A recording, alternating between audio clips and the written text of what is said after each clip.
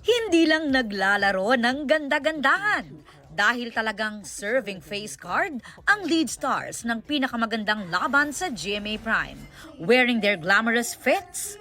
Humarap sa media conference ang cast ng GMA Network, Creation Studios at View Philippines original series na Beauty Empire sa pangunguna ni Kapuso Primetime Princess Barbie Forteza, Kaylin Alcantara at Rufa Gutierrez, representing beautiful, fierce, and ambitious women in a cutthroat world of beauty industry. Ang serye nagsimula ng mapanood sa streaming site na View Philippines. Ayon kay Barbie, higit sa revenge drama plot, marami raw makakarelate lalo na sa kanyang karakter na si Noreen Alfonso na nagsisikap para matupad ang pangarap para sa pamilya. May mga times na mapapagod ka eh.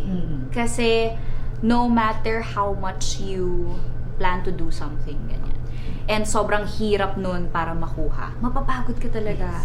So, pamilya talaga yung pagkukunan mo ng lakas. Sila talaga yung magiging inspirasyon mo. Ang karakter naman ni Kylie na si Shari De Jesus may pagka-fierce dahil sa malalim nitong hugot. There is a side of me that is sweet.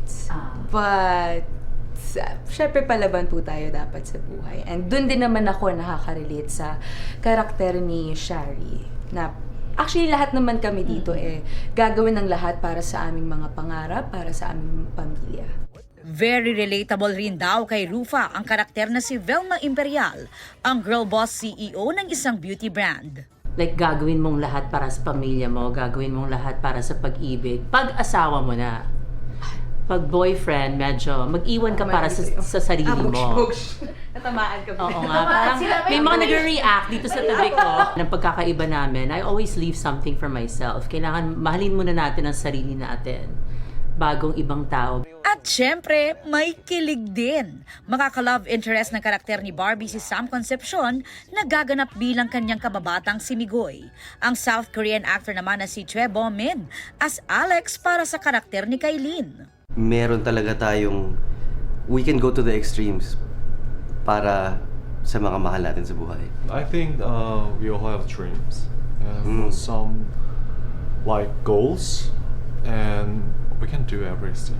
Present din sa media conference ang iba pang cast, executives ng GMA, Creation Studios at View Philippines. Kinanta naman ni Reyna Hispano-Americana 2025 Dia Mate ang theme song ng Beauty Empire.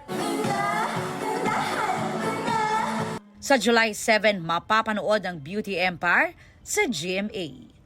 Ito ang unang balita. Aubrey Carampel para sa GMA Integrated News. Gusto mo bang mauna sa mga balita?